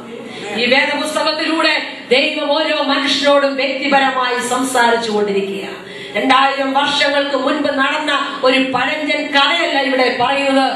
ജീവനുള്ള ദൈവത്തിന്റെ പുത്രനായ യേശു ക്രിസ്തു സകല മനുഷ്യരുടെയും പാപത്തിന്റെ പാപത്തിന്റെ പരിഹാരമായി കാൽവരി ക്രൂശിൽ തകർക്കപ്പെട്ടത് വിശ്വസിക്കുന്നവർക്ക് ഇന്നും രക്ഷ അനുഭവിപ്പാൻ അത് ശക്തിയുള്ള വചനമാണ്. യേശു ക്രിസ്തു കാൽവറിയിൽ മരിച്ചതുകൊണ്ട് നമുക്ക് എന്താ ഗുണം? ഒരുപാട് മനുഷ്യർ പറയാറുണ്ട്, ഞങ്ങൾ ഏറ്റവും നല്ലവരാണ്, ഞങ്ങൾ ഒരു പാപവും ചെയ്യാറില്ല. ശരി, ഇതെല്ലാം ശരിയാണ്. എന്നാൽ യേശു ക്രിസ്തു പാപത്തിന് വേണ്ടി മരിച്ചില്ലായിരുന്നെങ്കിൽ നിന്റെ പാപം കണക്കിടുകയില്ലായിരുന്നു. നിന്റെ പാപം കണക്കിടുന്നതിന്റെ കാരണം മനുഷ്യവർഗം പാപികളാണെന്നും പാപത്തിന്റെ പരിഹാരത്തിന് വേണ്ടി യേശു മരിച്ചുവെന്നുമുള്ളത് സത്യമായിരിക്കെ നിന്റെ പാപത്തിന് ഒഴികഴിവില്ല. ഈ പാപത്തിന്റെ ശമ്പളമായ മരണത്തിൽ നിന്ന് മനുഷ്യരെ വിടുവിക്കുവാൻ പല കാര്യങ്ങൾ ചെയ്യാമെന്നൊക്കെ നാം ചിന്തിക്കും. എന്നാൽ അതുകൊണ്ടൊന്നും ദൈവം അതിലേക്ക് നമ്മളെ വിടുന്നില്ല. അങ്ങനെയെങ്കിൽ രാത്രി ഞാൻ ചോദിക്കട്ടെ, ഈ ദൈവപുത്രനായ യേശു ക്രിസ്തു ഈ ഭൂമിയിൽ വന്നതുകൊണ്ട് നിനക്കും എനിക്കും എന്താ ഗുണമുണ്ടായത്? അതുകൊണ്ട് ഞാൻ എന്താ ചെയ്യേണ്ടത്? നാം ചെയ്യേണ്ടത്, ദൈവത്തിന്റെ വചനം പറയുന്നു, സൗജന്യമായി നീതീകരിക്കപ്പെടുവാൻ നിനക്ക് ആഗ്രഹമുണ്ടോ? നിന്റെ പാപം എത്ര കടും ചുവപ്പായിരുന്നാൽ ഹിമം പോലെ വെളുപ്പിക്കാമെന്ന് വാഗ്ദത്തം ചെയ്ത ഒരു ദൈവപുത്രന് രാത്രി ഇവിടെ വന്നിട്ടുണ്ട്. നീ ആരായിക്കൊള്ളട്ടെ, നീ ഒരു മദ്യപാനിയും വെറിക്കൂത്തുകാരനും സമൂഹത്തിനും കുടുംബത്തിനും തലവേദനയും ആയിക്കൊള്ളട്ടെ, എന്നാലും നിന്റെ ഹൃദയത്തിനൊരു മുറിവുണ്ടെങ്കിൽ, ആഴത്തിൽ നിന്നെ മനസ്സിലാക്കുവാൻ കഴിയാത്ത മുറിവുകൾ നിന്റെ ജീവിതത്തിലുണ്ടെങ്കിൽ, ദൈവപുത്രന് രാത്രി പറയുന്നു, ഞാൻ നിന്നെ അടുത്തറിയുന്നു. ആത്മഹത്യക്ക് വേണ്ടി ശ്രമിക്കുന്ന ആരെങ്കിലും എവിടെയെങ്കിലും നിങ്ങൾ കേൾക്കുന്നുണ്ടോ? രാത്രി ദൈവാത്മാവിന്റെ ഹൃദയത്തിൽ പറയുന്നു, ആത്മഹത്യക്ക് വേണ്ടി വട്ടം കൂട്ടുന്ന ചില പ്രിയപ്പെട്ടവർ കേട്ടുകൊണ്ടിരിക്കുക. ഞാൻ വിശ്വസിക്കുന്നു, ഈ ദൈവത്തിന്റെ വചനം സത്യമാണെങ്കിൽ മനുഷ്യ ഹൃദയങ്ങൾക്ക് രൂപാന്തരം വരുത്തുന്ന ഈ ദൈവത്തിന്റെ വചനം ചില സ്ഥലങ്ങളിൽ പ്രവർത്തിച്ചു കൊണ്ടിരിക്കുകയാണ്. വിശ്വസിക്കുന്നവർ ഞങ്ങളുടെ കാര്യങ്ങളെ പുത്രൻ നിങ്ങൾക്ക് സ്വാതന്ത്ര്യം വരുത്തുമെന്ന് ദൈവത്തിന്റെ വചനം പറഞ്ഞു. എങ്ങനെ സ്വാതന്ത്ര്യം വരുന്നു? മനുഷ്യവർഗത്തിന്റെ പാപത്തിന്റെ പരിഹാരമായി യേശു ക്രിസ്തു വന്നിട്ട് അവരെ വിശ്വസിക്കുന്നില്ലെങ്കിൽ നമ്മുടെ പാപം അതുപോലെ നിൽക്കുകയാണെന്ന് ഞാൻ പറഞ്ഞല്ലോ. ഒരിക്കൽ മാർട്ടിൻ ലൂതർ എന്ന് പറയുന്ന മനുഷ്യൻ താനിങ്ങനെ ഒരു ദർശനം കണ്ടു. താൻ ഇങ്ങനെ ഉറങ്ങിക്കിടക്കുമ്പോൾ പിശാച് തന്റെ കട്ടിലിന്റെ അടുക്കൽ വന്ന് തന്റെ പാപങ്ങളെല്ലാം ഇങ്ങനെ എഴുതി വെച്ച ഒരു ചുരുൾ അദ്ദേഹത്തെ നിവർത്തി കാണിച്ചു. ഇത് കണ്ട് ഈ മാർട്ടിൻ ലൂതർ വളരെ വേദനയിൽ ഇങ്ങനെ ഭാരപ്പെടുമ്പോൾ താൻ കാണുകയാണ്, കട്ടിലിന്റെ മറുവശത്ത് യേശു വന്ന് നിൽക്കുകയാണ്. നീ എന്തിനാ വിഷമിക്കുന്നതെന്ന് ചോദിച്ചു. എന്റെ പാപങ്ങളെല്ലാം ഇങ്ങനെ പിശാച് ഉയർത്തി കാണിക്കുകയാണെന്ന് പറഞ്ഞപ്പോൾ മാർട്ടിൻ ലൂതറിനോട് കർത്താവ് പറഞ്ഞു, നീ ആ ചുരുളൊന്ന് നിവർത്തി. ഏറ്റവും അടിയിലായി ചുവന്ന ചോരയുടെ അക്ഷരം കൊണ്ട് ഇങ്ങനെ എഴുതിയിരിക്കുന്നു, ഇവന്റെ സകല പാപത്തിനും ഞാൻ മറുവിലയായി കാൽവരി ക്രൂശിൽ യാഗമായി തീർന്നിരിക്കുന്നു. നമുക്ക് എന്ത് മനസ്സിലായി? നമ്മുടെ പാപത്തിന്റെ പരിഹാരത്തിന് വേണ്ടി എന്തെങ്കിലും കർമ്മങ്ങൾ ചെയ്തതുകൊണ്ട് പ്രിയമുള്ളവരെ അത് സാധ്യമാകുന്നില്ല. നീ എന്തെങ്കിലും കൊടുത്തത് കൊണ്ടോ, ഏറ്റവും നല്ലത് കർത്താവിന് കൊടുത്തത് കൊണ്ടോ ദൈവം അതിൽ പ്രസാദിക്കുന്നില്ല. നിന്റെ ഹൃദയമാണ് കർത്താവിന് വേണ്ടത്. ഏക മനുഷ്യന്റെ അനുസരണക്കേടിനാൽ നാം എല്ലാവരും പാപികളായി തീർന്നു. യേശു ക്രിസ്തു എന്ന ഏക മനുഷ്യന്റെ അനുസരണത്താൽ നാം എല്ലാവരും നീതിമാന്മാരായി തീർന്നു. അതുകൊണ്ട് ഞാൻ എന്താ ചെയ്യേണ്ടത്? ഈ കാൽവറിയിലെ മരണം എനിക്ക് വേണ്ടിയായിരുന്നു എന്ന് ഞാൻ വിശ്വസിക്കണം. ഞാനത് വിശ്വസിക്കാൻ എന്താ ചെയ്യേണ്ടത്? ഒന്നും ചെയ്യേണ്ടെന്നുള്ളതാണ് അതിന്റെ കാര്യം. ഒന്നും ചെയ്യണ്ട. ഇരിക്കുന്ന സ്ഥാനത്തിരുന്നുകൊണ്ട് കർത്താവ് എനിക്ക് വേണ്ടി മരിച്ചുവെന്ന് ഞാൻ വിശ്വസിച്ചാൽ മതി. ലോകത്തിലെ ഒരു കാഴ്ച കൊണ്ടും നമ്മുടെ പാപത്തിന് പരിഹാരം ലഭിക്കുന്നില്ലെങ്കിൽ പ്രിയമുള്ളവരെ, ഇന്ന് രാത്രി നീ തകർന്ന ഒരു വ്യക്തിയാണെങ്കിലും, നിന്റെ ജീവിതത്തിൽ നിനക്ക് സ്വസ്ഥത അനുഭവിക്കാൻ കഴിയുന്നില്ലെങ്കിലും, നീ ഇരിക്കുന്ന ഇടത്തിരുന്നു കൊണ്ട് എന്റെ പാപത്തിനു വേണ്ടി അവൻ കാൽവറിയിൽ യാഗമായെന്ന് ഒരു നിമിഷം വിശ്വസിക്കാമോ? അങ്ങനെ വിശ്വസിക്കുന്നവർക്ക് വേണ്ടി ദൈവത്തിന്റെ ശക്തി ഇന്ന് രാത്രിയിലും വ്യാപരിച്ചു കൊണ്ടിരിക്കുകയാണ്. മനുഷ്യന്റെ കർമ്മ പ്രവർത്തികൾ കൊണ്ട് പലരും ദൈവത്തെ പ്രസാദിപ്പിക്കാമെന്ന് ചിന്തിക്കുമ്പോൾ, അത് ചെയ്താൽ ഇത് ചെയ്താൽ എന്തെങ്കിലുമൊക്കെ സാധിക്കുമെന്ന് മനുഷ്യരും മറ്റുള്ളവരും നിന്റെ ഹൃദയത്തിൽ പറയുമ്പോൾ, ദൈവത്തിന്റെ വചനം എന്നും സത്യമായതിനോട് വിളിച്ചു പറയുന്നു, ഞാൻ നിന്നോട് പറയുന്നത് നിന്റെ കർമ്മത്തെ എനിക്ക് വേണമെന്നല്ല, നിന്റെ അധ്വാന ഫലം എനിക്ക് വേണമെന്നല്ല, നിന്നെ എനിക്ക് വേണമെന്നാണ്. അങ്ങനെയാണെങ്കിൽ എന്റെ പാപത്തിന് വേണ്ടി മറ്റാരെങ്കിലും മരിച്ചോ? ഇന്ന് വരെ ഒരു മനുഷ്യനും നിന്റെ പാപത്തിന്റെ പരിഹാരത്തിന് വേണ്ടി മരിച്ചിട്ടില്ല. നീ ഏറ്റവും കൂടുതൽ സ്നേഹിക്കുന്നതിന്റെ ഭാര്യ, ഏറ്റവും കൂടുതൽ സ്നേഹിക്കുന്നതിന്റെ ഭർത്താവ്, ഏറ്റവും കൂടുതൽ നീ കരുതുന്നതിന്റെ കുഞ്ഞുങ്ങളാലും നിന്റെ പാപത്തിന്റെ പരിഹാരമായി മരിക്കുകയില്ല. എന്നാൽ നിന്റെ നന്മ നോക്കാതെ ഇച്ഛിക്കാത്ത തിന്മ നീ ചെയ്യുമ്പോഴും, ദൈവത്തിന് വിരോധമായി നീ ശത്രുവായിരിക്കുമ്പോഴും, നിന്നെ ദൂരവേ കണ്ടുകൊണ്ട് നിന്റെ ഹൃദയത്തിന്റെ അന്തർഭാഗത്തെ വേദന അറിഞ്ഞുകൊണ്ട് മകനെ മകളെ എന്റെ അടുത്തേക്ക് മടങ്ങി വാ എന്ന് പറയുന്ന ഒരു ദൈവപുത്രനെ നീ അടുത്തറിയാതെ മടങ്ങിപ്പോകരുത് കേട്ടോ. ഞാൻ അതുകൊണ്ട് എന്ത് ചെയ്യണം? രാത്രി നിനക്ക് ദൈവം തന്നിരിക്കുന്ന ഒരു അവസരം, നീ അത് ഏറ്റെടുക്കുവാൻ തയ്യാറാകണം. എനിക്ക് വേണ്ടി മറ്റാരെങ്കിലും പറഞ്ഞാൽ മതിയോ? പോരാ. ഈ രക്ഷ വ്യക്തിപരമായതുകൊണ്ട് അവരവർ തന്നെ ഇത് ഏറ്റെടുക്കണം. മറ്റൊരാൾ നിന്റെ പാപത്തിന് പരിഹാരമായി ഞാൻ ഇവന്റെ പാപം ഏറ്റെടുക്കുന്നത് പറയാൻ സാധിക്കില്ല. ഞാൻ ഇവന് വേണ്ടി യേശുവിനെ സ്വീകരിക്കുന്നത് പറയാൻ സാധിക്കില്ല. നീ നിന്റെ നാവ് കൊണ്ട് പറയണം. നീ തന്നെ പറയണം, മറ്റൊരാളല്ല. നീ തന്നെ പറയണം. നിനക്കൊന്നും ചെയ്യാൻ കഴിയില്ലെന്ന് ചിന്തിച്ച് നീ മാറി നിൽക്കാൻ പാടില്ല. നിന്റെ ഹൃദയത്തിനകത്ത് ദൈവം ഒരു ജീവൻ നൽകുവാൻ ആഗ്രഹിക്കുന്നു. നിന്റെ മൂക്കിൽ ശ്വാസമുണ്ടെങ്കിൽ, നിന്റെ നാവിന് ജീവനുണ്ടെങ്കിൽ നീ പറയണം, കർത്താവേ നീ എനിക്ക് വേണ്ടി എന്റെ പാപത്തിന്റെ പരിഹാരത്തിന് വേണ്ടി മരിച്ചുവെന്ന്. ഞാൻ പറയട്ടെ പ്രിയമുള്ളവരെ, നമ്മൾ ഓർത്ത് നമ്മുടെ കഴിവ് കൊണ്ടാ, നമ്മുടെ ആരോഗ്യം കൊണ്ടാ നാം ജീവിച്ചിരിക്കുന്നതെന്ന് അല്ല കേട്ടോ. അനേകരെ ഈ ദിവസങ്ങളിൽ കേരളക്കരയിൽ കൊന്നൊടുക്കുന്ന ഒരു കാര്യം നിസ്സാരമായ ഒരു കൊതുക. നമ്മൾ ഓർക്ക് വേഗത്തിൽ വലിയ യുദ്ധം വന്നാലേ എനിക്ക് എന്തെങ്കിലും പ്രശ്നം വരികയുള്ളൂ. രണ്ട് കൈക്കിടയിൽ അമർന്നു പോകാൻ പറ്റുന്ന ഒരു നിസ്സാരമായ കൊതുകിനെ കൊണ്ട് നിന്റെ ജീവനെ നശിപ്പിക്കുവാനും ദൈവത്തിന് കഴിയും. എന്നാൽ ദൈവം അത് ചെയ്യാതിരിക്കുക എന്താണെന്ന് അറിയാമോ? അവന്റെ ദീർഘക്ഷമയിൽ നിന്റെ പാപങ്ങളെ ക്ഷമിച്ചുകൊണ്ട് നിന്റെ അറിവില്ലായ്മയുടെ കാലങ്ങളെ ലക്ഷ്യമാക്കാതെ വല്ലവിധേയരി നീ മാനസാന്തരപ്പെട്ട് മടങ്ങി വരണമെന്ന് ആഗ്രഹിച്ചുകൊണ്ടാണ് ഇന്ന് രാത്രിയിലും ഈ സുവിശേഷ പ്രസംഗം ഇവിടെ നടത്തുന്നത്. ദൈവത്തിന്റെ ദാസന്മാർ വളരെ ദീർഘങ്ങളായി പ്രാർത്ഥിച്ചുകൊണ്ട് ഈ യോഗത്തിന് വേണ്ടി ചിലവിടുകയായിരുന്നു. എങ്ങനെയാണെന്നറിയാമോ? വല്ലവിധേയരെയും പാപത്തിന്റെ അടിമത്തത്തിൽ കിടക്കുന്ന ഒരു വ്യക്തിയെങ്കിലും മടങ്ങി വരുന്നെങ്കിൽ അതാണ് ദൈവത്തിന് ഏറ്റവും കൂടുതൽ സന്തോഷം. മുടിയനായ പുത്രന്റെ ഉപമ നാം വേദപുസ്തകത്തിൽ വായിച്ചിട്ടുണ്ട്. മുടിയനായ പുത്രൻ തനിക്കുള്ളതെല്ലാം സ്വരൂപിച്ച് അവൻ ദൂരദേശത്തേക്ക് യാത്രയായി. അവൻ ഒരിക്കലും മടങ്ങി വരികയെന്നോർത്ത് അവൻ പോകുന്നത്. എന്നാൽ അവന് ചെന്നിടത്തങ്ങ് നിൽക്കാൻ പറ്റില്ല. കാരണം അവനെ സ്നേഹിക്കുന്ന ഒരപ്പൻ അവനെ കാത്തിരിക്കുന്നുണ്ട്. അവൻ ചെന്ന് അവന്റെ സമ്പത്ത് തീരുന്നതുവരെ അവൻ പലയിടങ്ങളിലും കറങ്ങി നടന്നു. അവന്റെ കുടുംബത്തിൻ്റെതായ സമൃദ്ധി അവൻ മറന്നുപോയി. അവന്റെ കുടുംബത്തിൽ അനേക വേലക്കാർ ഭക്ഷണം കഴിച്ച് ബാക്കി വരുന്ന കാര്യം അവൻ വിട്ടുപോയി. അവൻ ചില നാളുകൾ വട്ടം കറങ്ങി. സമ്പത്ത് കയ്യിലുണ്ടായിരുന്നപ്പോൾ അവൻ അനേക സുഹൃത്തുക്കൾ ഉണ്ടായിരുന്നു. രാത്രി ഞാൻ വിളിച്ചു പറയട്ടെ, നിന്റെ സമ്പത്തും നിന്റെ നന്മയും കണ്ട് അനേകർ നിനക്ക് കൂട്ടിന് വന്നേക്കാം. എന്നാൽ നീയും ഞാനും മരണത്തിന്റെ കരങ്ങളിലേക്ക് അടുത്തുകൊണ്ടിരിക്കുമ്പോൾ, ഇന്റൻസീവ് കെയർ യൂണിറ്റിനകത്ത് നീ ആയി കിടക്കുമ്പോൾ മറ്റൊരാൾക്കും നിന്നെ ആ മുറിക്കുള്ളിൽ വന്ന് രക്ഷിപ്പാൻ കഴിയില്ല. ഡോക്ടർമാർ പുറത്തിറങ്ങിയിട്ട് പറയും, ഞങ്ങൾക്ക് ഇനി ഒന്നും ചെയ്യാൻ കഴിയില്ല, നിങ്ങൾ പ്രാർത്ഥിക്കുക. ആ സമയത്തല്ല, നിനക്ക് ആരോഗ്യമുള്ളപ്പോൾ, നിന്റെ കാലുകൾക്ക് ബലമുള്ളപ്പോൾ, നിന്റെ നാവിന് ആരോഗ്യമുള്ളപ്പോൾ, നിന്റെ കണ്ണിന് കാഴ്ചയുള്ളപ്പോൾ, നിനക്ക് ജീവൻ തന്ന ദൈവത്തെ ഓർക്കുക. നീ മറന്നു പോകരുത്. മുടിയൻ പുത്രൻ അവന്റെ ഇഷ്ടത്തിനെല്ലാം ജീവിച്ചു. അവൻ മടങ്ങി വരാതിരിക്കാനുള്ള കാരണത്തിൽ അവൻ മടങ്ങിപ്പോയെങ്കിലും അവന് കുറെ നാളുകൾ കഴിഞ്ഞപ്പോൾ വിശപ്പ് വന്നപ്പോൾ അവന് മനസ്സിലായി, പന്നിയുടെ ഭക്ഷണമാണെങ്കിലും കിട്ടിയാൽ മതി. പ്രിയമുള്ളവരെ, നമ്മുടെ പിതാവിന്റെ ഭവനത്തിൽ നമുക്ക് വേണ്ടതെല്ലാം ഉണ്ട് കേട്ടോ. ഈ പന്നി നിന്ന വാളവരെ കൊണ്ട് നാം തൃപ്തിപ്പെടരുത്. പാപത്തിനകപ്പെട്ടാൽ നമുക്ക് പന്നി തിന്നുന്ന ഭക്ഷണവും ചീത്തയായിട്ട് തോന്നിയല്ല. അതുകൊണ്ടാണല്ലോ ചിലരൊക്കെ ഒഴിഞ്ഞ മദ്യക്കുപ്പികളും കൈ പിടിച്ചുകൊണ്ട് റോഡിലൊക്കെ കിടന്ന് വിഷമിക്കുന്ന കാണുമ്പോൾ നമ്മളും വിഷമിക്കുന്നു. കാരണം അതിന്റെ ഒന്നും വില അവർക്ക് മനസ്സിലാകുന്നില്ല. ഏറ്റവും നിസ്സാരമായ നിന്റെ ജീവനെ നശിപ്പിക്കുന്നതിനെ കൊണ്ടല്ല, നിനക്ക് വേണ്ടി കാത്തിരിക്കുന്ന ഒരു പിതാവുണ്ടെന്ന് നീ മറന്നുപോകരുത്. എല്ലാ സമ്പത്തും സുഖ സൗകര്യങ്ങളും നഷ്ടപ്പെട്ടു കഴിഞ്ഞപ്പോൾ അവൻ പെട്ടെന്ന് അവന്റെ ഭവനത്തെ കുറിച്ച് ഓർക്കുവാനിടയായി. അവൻ അവിടെ നിന്നുകൊണ്ട് ചിന്തിച്ചു, ഞാൻ എന്റെ ഭവനത്തിലേക്ക് മടങ്ങിപ്പോകും.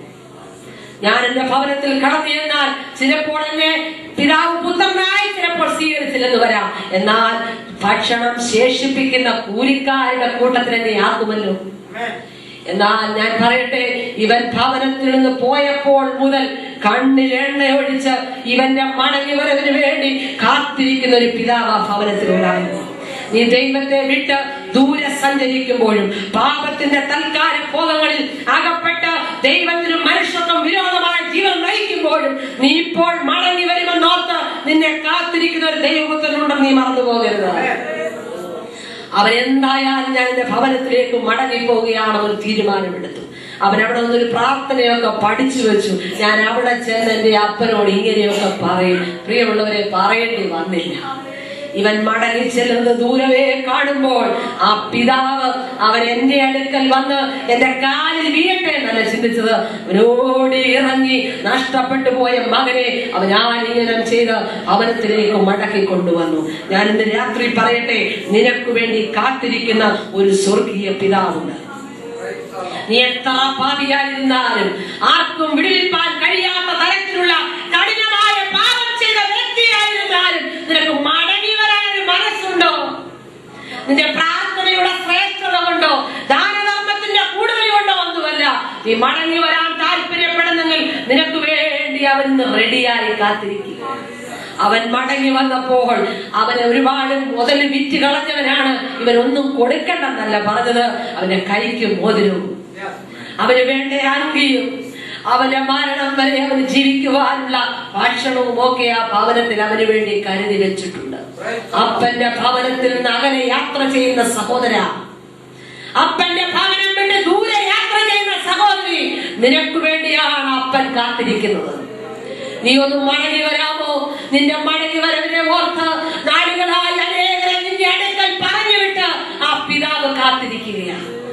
നിനക്കൊന്ന് താഴുവാൻ മനസ്സില്ലാതെ, നിന്റെ പാപത്തെ വിടുവാൻ മനസ്സില്ലാതെ, പാപത്തെ പച്ചവെള്ളം പോലെ കുടിച്ചുകൊണ്ട് നീ ലോകത്തിന്റെ ഇമ്പങ്ങളിൽ ഓടുന്നെങ്കിൽ രാത്രി ദൈവത്തിന്റെ പുത്രൻ നിന്നോട് പറയുന്നു, നിന്റെ പാപത്തെ നീ സമ്മതിക്കാമോ?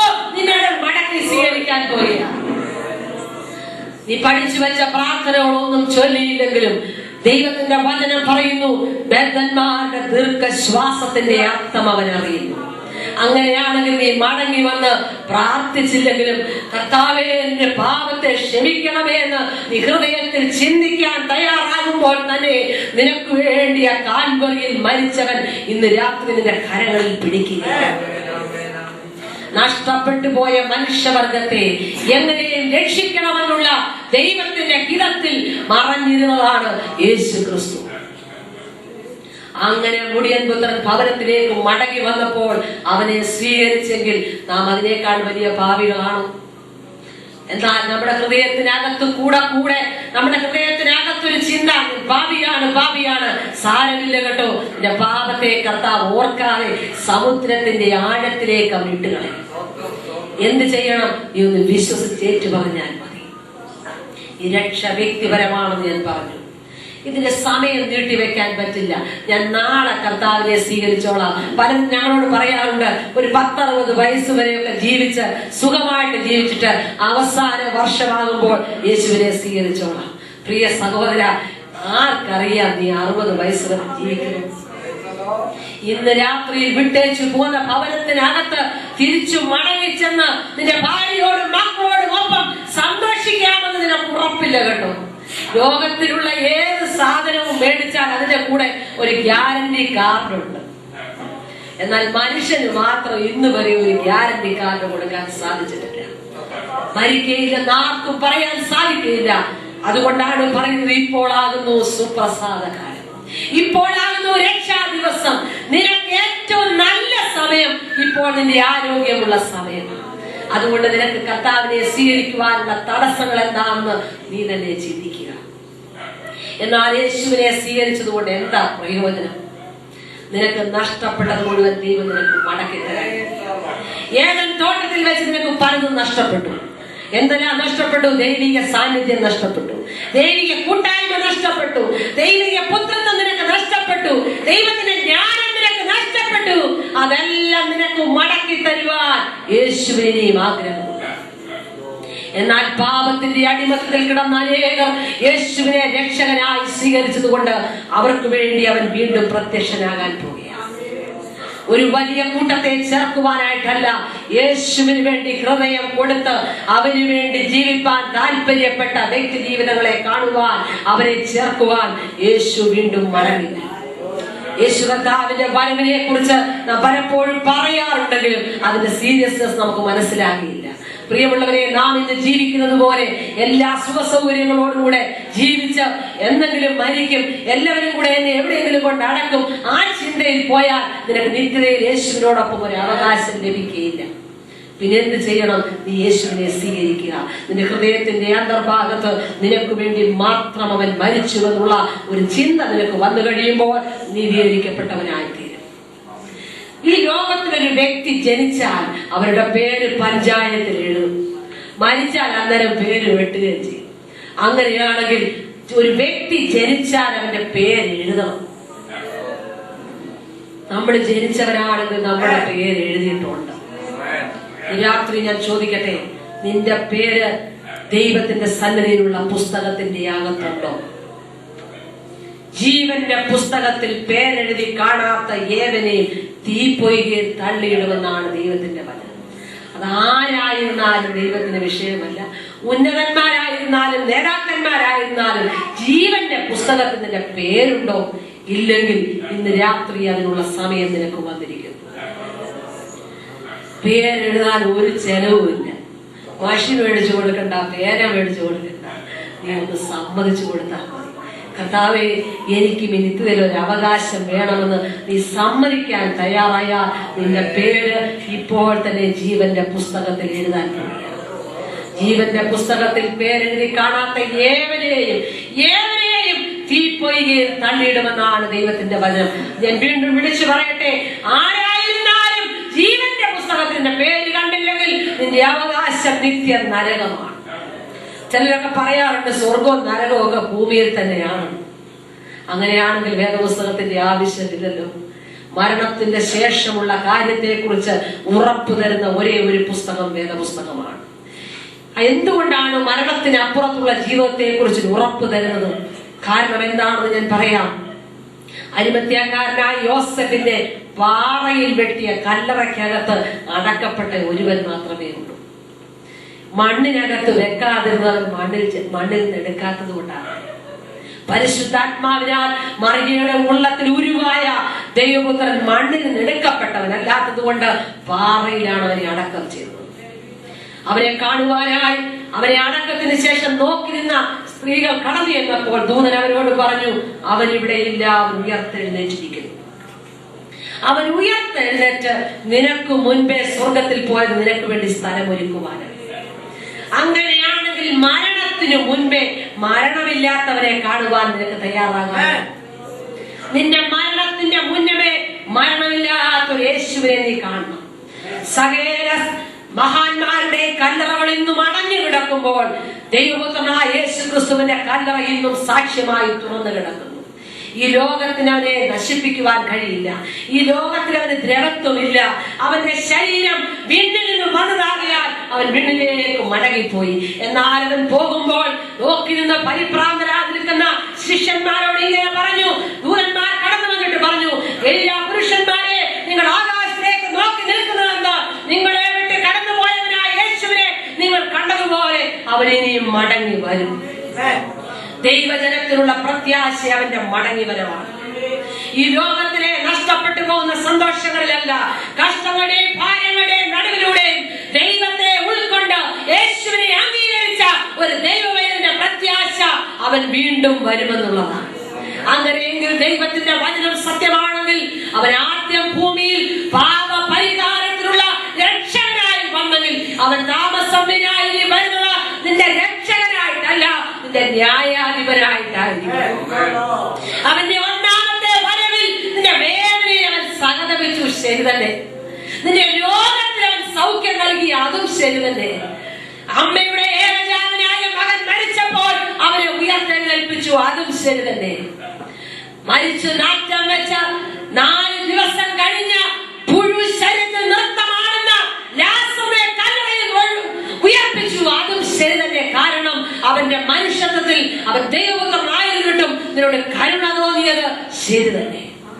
എന്നാൽ ഇനിയും അവൻ വരുന്നത് നിന്നോട് കരുണ തോന്നുന്ന ഒരു രക്ഷകനായിട്ടല്ല, അവൻ വരുന്നത് ന്യായാധിപനാണ്.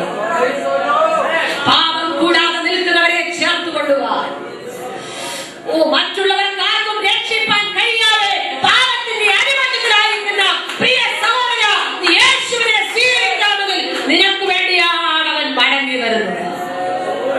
അവന്റെ രണ്ടാമത്തെ വരവിൽ നമുക്ക് അർഹരായി തീരണമെങ്കിൽ നാം പാപം കൂടാതെ അവന് വേണ്ടി കാത്തിരിക്കണം. യേശു ക്രിസ്തു പറയുന്നു, ഞാൻ മടങ്ങി വരും. അതുകൊണ്ട് നിങ്ങൾ കലങ്ങി പോകരുത്. ദൈവമക്കളോടായ ദൂത് പറയട്ടെ, കലങ്ങി പോകേണ്ട സാഹചര്യങ്ങൾ നിന്റെ വിശ്വാസ ജീവിതത്തിലും ഉണ്ടായേക്കാം. നീ കലങ്ങി പോകുന്നത് കണ്ട് സന്തോഷിക്കുവാൻ പലരും നിന്റെ ചുറ്റും കൂട്ടം കൂടിയേക്കാം. ദൈവത്തിന്റെ വചനത്തിൽ നീ ഉറയ്ക്കുക. നിങ്ങളുടെ ഹൃദയം കലങ്ങി പോകരുത്.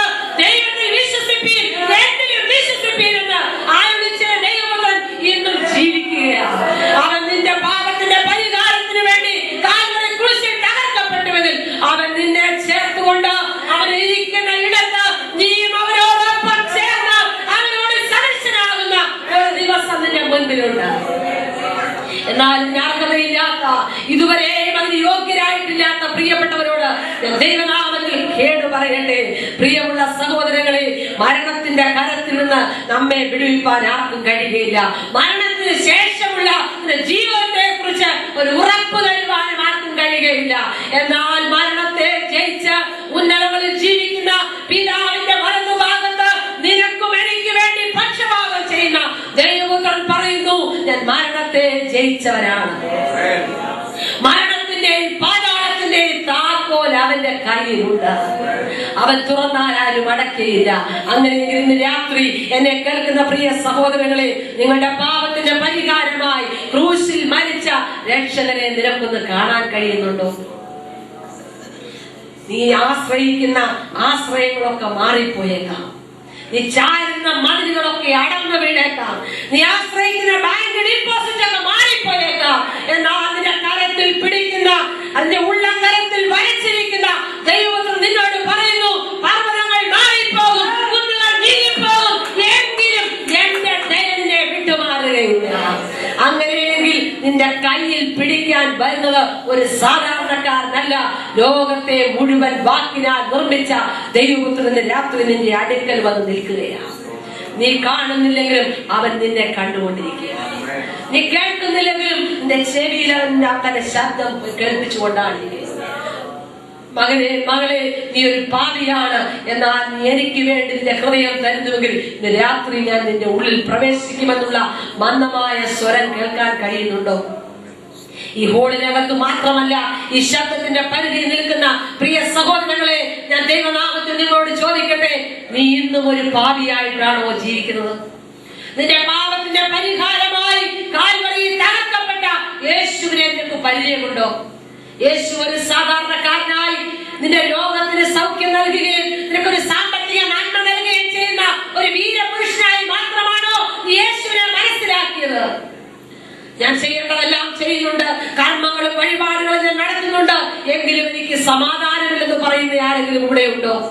രാത്രി ദൈവത്തിന്റെ ആത്മാവ് നിന്നോട് പറയുന്നു, ഒന്നുകൊണ്ടും നിനക്ക് സമാധാനം ലഭിക്കുന്നില്ലെങ്കിൽ, നീ പല കാര്യങ്ങളും ദൈവത്തിന് വേണ്ടി ചെയ്ത് നിന്റെ കയ്യിലുള്ള പണം മുഴുവൻ തീർത്തിട്ടും നിനക്കൊരു സമാധാനം ലഭിക്കുന്നില്ലെങ്കിൽ, ഇന്ന് രാത്രി ഞാൻ പ്രസംഗിക്കുന്ന യേശുവിനോട് പറയുന്നു, ഞാൻ നിനക്ക് സമാധാനം തരുവാൻ കടന്നു വന്നു. ഞാൻ തരുന്ന സമാധാനം ലോകം തരുന്ന സമാധാനമല്ല. ലോകം തരുന്ന സമാധാനം എങ്ങനെയാണെന്നറിയാമോ?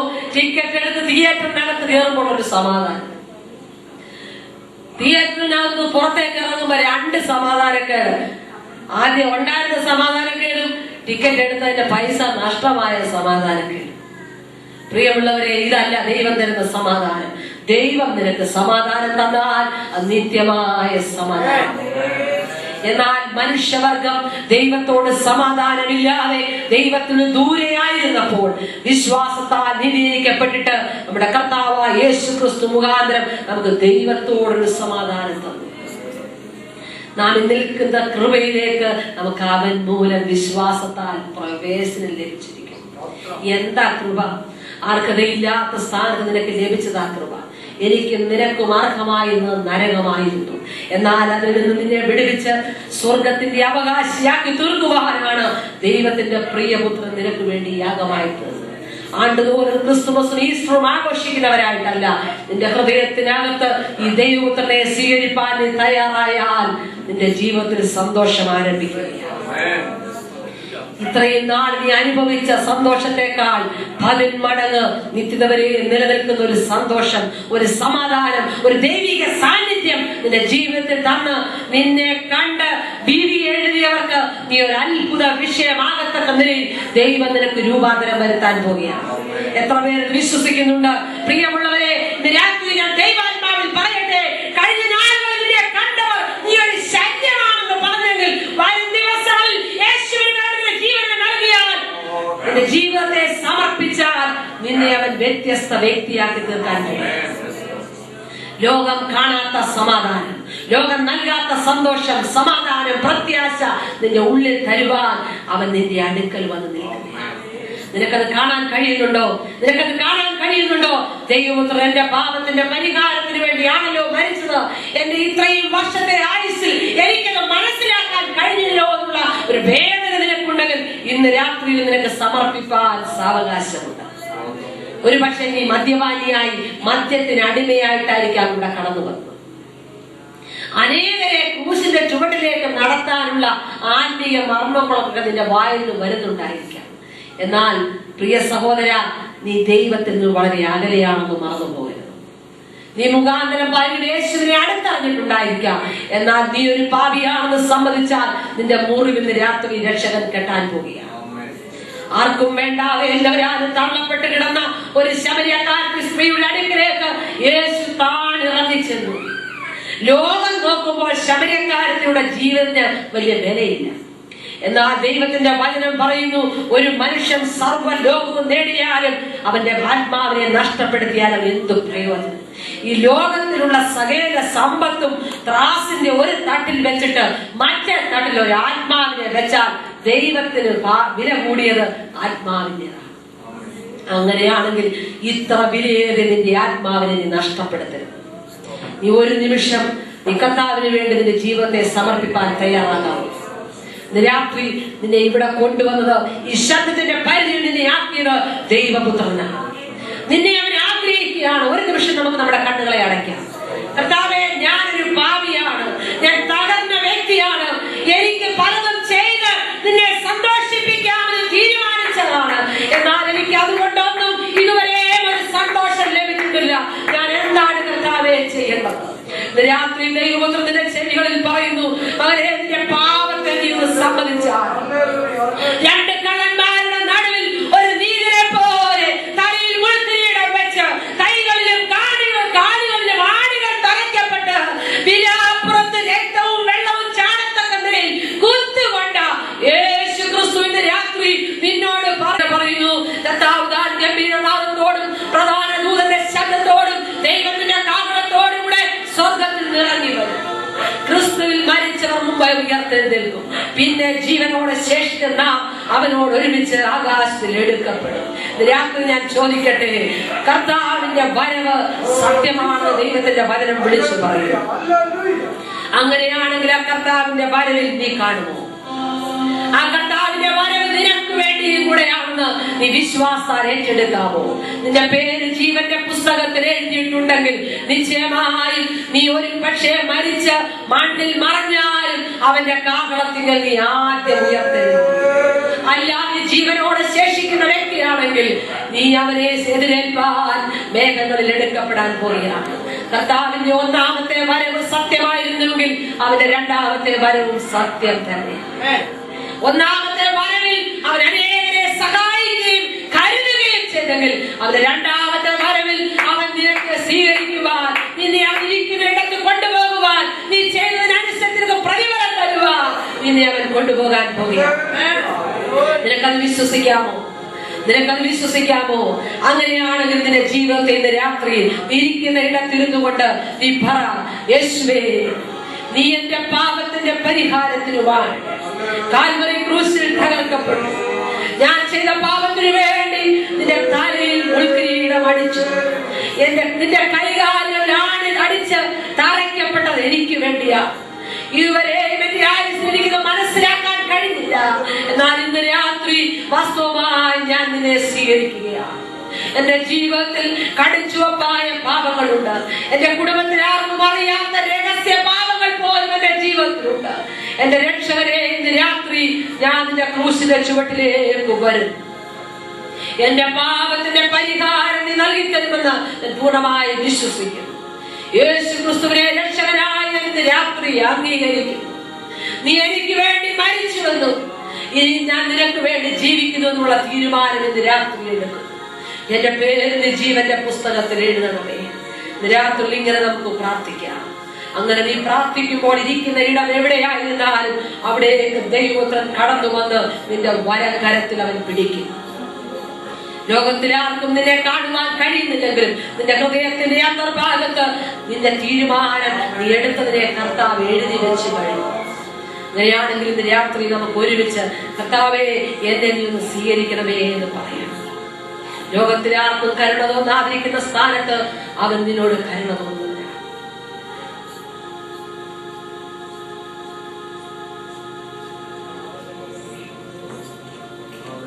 ഒരു നിമിഷം സമർപ്പിക്കാമോ? ജീവിതത്തെ കർത്താവിന്റെ കരങ്ങളിൽ ഏൽപ്പിക്കാമോ? കൽക്കരങ്ങൾ ഇരുമ്പാണികളാതെ, കാൽകരങ്ങൾ ഇരുമ്പാണികളാലെ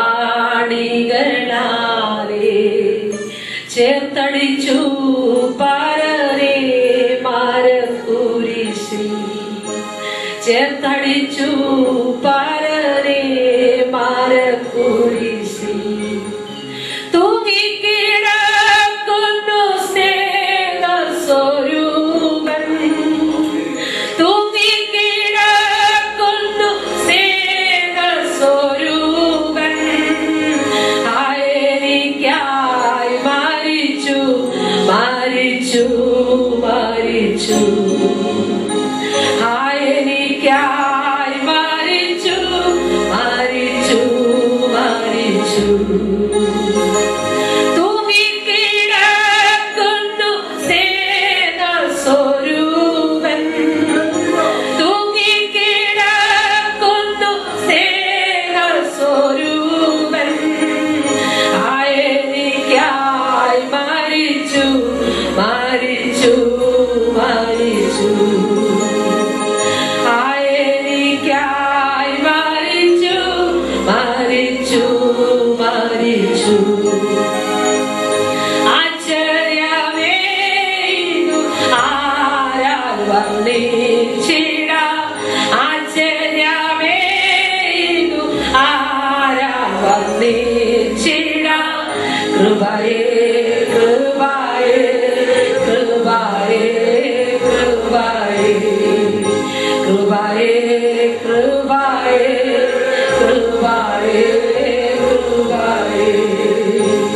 എന്തു ഞാനേടും നിന്നോടെ പേർക്കാം, എന്തു ഞാനേടും നിന്നോടെ പേർക്കാം. ചിന്തിക്കുകിൽ വേറുവേട ഞാനല്ലോ, ചിന്തിക്കുകിൽ വേറുവേട ഞാനല്ലോ. ഒന്നുമെനിക്കിനി വേണ്ട ഈ പാരിൽ, ഒന്നുമെനിക്കിനി വേണ്ട ഈ പാരിൽ. അങ്ങേ മാത്രം സേവിക്കും സേവിക്കും സേവിക്കും, അങ്ങേ മാത്രം സേവിക്കും സേവിക്കും സേവിക്കും. ചന്തം ചിന്തും തിരുമേനിയേൽക്കാം,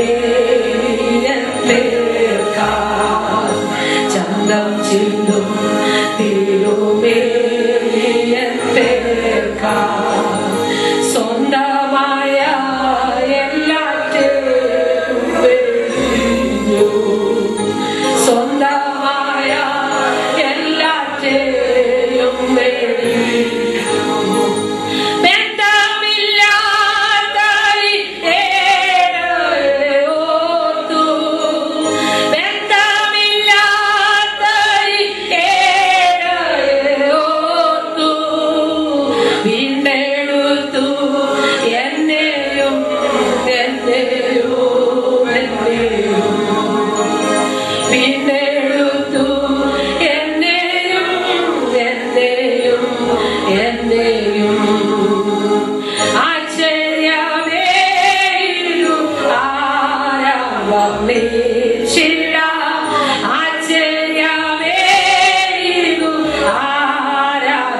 ഒന്നിച്ചിടാം. കൃപയേ കൃപയേ കൃപയേ കൃപയേ കൃപയേ കൃപയേ കൃപയേ കൃപയേ. നമുക്കൊരു നിമിഷം നമ്മുടെ ജീവിതത്തെ ദൈവകരങ്ങളിൽ സമർപ്പിക്കാം. കാൽകരങ്ങൾ ഇരുമ്പാണികളായി മരക്കുരിശിൽ അവനെ ചേർത്തടിച്ചു. പാട്ടുകാരൻ പറയുന്നു, തൂങ്ങിക്കിടക്കുന്നു സ്നേഹസ്വരൂപൻ, നിനക്ക് വേണ്ടി അവൻ മരിച്ചു. ഇന്നുവരെയും യേശുവിനെ നിനക്ക് അംഗീകരിക്കാൻ കഴിഞ്ഞിട്ടില്ലെങ്കിൽ ഇന്ന് രാത്രി യേശു ക്രിസ്തുവിന്റെ അടുക്കൽ പറയുന്നു, നിനക്ക് വേണ്ടിയാണ് ഞാൻ തൂങ്ങിക്കിടന്നത്. നിങ്ങൾക്ക് സമർപ്പിക്കാൻ താല്പര്യമുണ്ടോ? നിങ്ങൾക്ക് ഇന്ന് രാത്രി നിങ്ങളുടെ ജീവിതത്തെ സമർപ്പിക്കാൻ താല്പര്യമുണ്ടെങ്കിൽ നിങ്ങൾ ഇരിക്കുന്ന സ്ഥാനത്ത് നിങ്ങൾക്ക് എഴുന്നേറ്റ് നിൽക്കാം. ഇന്ന് രാത്രി ദൈവങ്ങൾ പ്രാർത്ഥിച്ചുകൊണ്ടിരിക്കണം. ഒരു പാപി മനസ്സാന്തരപ്പെടുമ്പോൾ സ്വർഗത്തിൽ വലിയ സന്തോഷമുണ്ട്. 199 നീതിമാന്മാരെക്കാൾ കർത്താവിന് വേണ്ടി സമർപ്പിക്കുന്ന ഒരു പാപിയെ ചൊല്ലി സ്വർഗം സന്തോഷിക്കും. അങ്ങനെയാണെങ്കിൽ യേശു ക്രിസ്തു തൂങ്ങിക്കിടക്കുന്നത് എനിക്ക് വേണ്ടിയായിരുന്നു, അവൻ എനിക്ക് വേണ്ടിയാണ് മരിച്ചതെന്ന് ജീവിതത്തിൽ ഉറപ്പുണ്ടെങ്കിൽ ഇന്ന് രാത്രി നിൽക്കുന്ന സ്ഥലത്ത് നിനക്ക് എഴുന്നേറ്റ് നിൽക്കാം. ഇവിടെയല്ല നീ ഇരിക്കുന്നത്, വളരെ ദൂരത്താണെങ്കിൽ ആ നിൽക്കുന്ന സ്ഥാനത്ത് നിന്നുകൊണ്ട് നിന്റെ ജീവിതത്തെ നിനക്ക് കർത്താവിന് വേണ്ടി സമർപ്പിക്കാം. നിന്റെ ഹൃദയത്തിന്റെ അന്തർഭാഗത്ത് നീ കർത്താവിന് വേണ്ടി തീരുമാനമെടുക്കുമ്പോൾ നിന്റെ പേരും ഇന്ന് രാത്രി സ്വർഗത്തിൽ എഴുതുകയാണ്. അത് കണ്ടുകൊണ്ട് ഒരു കൂട്ടം ദൂതന്മാർ അവിടെ നിന്ന് സന്തോഷിക്കുന്നത് നീ കണ്ടിട്ട് വേണം നിന്റെ പേരെഴുതുവാൻ നീ ആഗ്രഹിക്കുവാൻ. അങ്ങനെയെങ്കിൽ ഇന്ന് രാത്രി യേശുവിന്റെ മരണത്തെ ഏറ്റെടുത്ത് അവന്റെ മരണത്തിൽ പങ്കാളികളായി തീരുന്ന ദൈവിക കൽപ്പനകളെ അനുസരിച്ച് പരിശുദ്ധാത്മാവിന്റെ അഭിഷേകമുള്ള ജീവിതം നയിച്ച് കർത്താവിന്റെ രണ്ടാമത്തെ വരവിൽ എടുക്കപ്പെടുവാൻ നമുക്ക് ഒരുങ്ങി നിൽക്കാം. അതിനുവേണ്ടി നമുക്ക് ദൈവകരങ്ങളിൽ സമർപ്പിക്കാം. പ്രകാരം അവസരം പ്രിയപ്പെടുന്ന നന്ദി അറിയിച്ചുകൊണ്ട് ദൈവ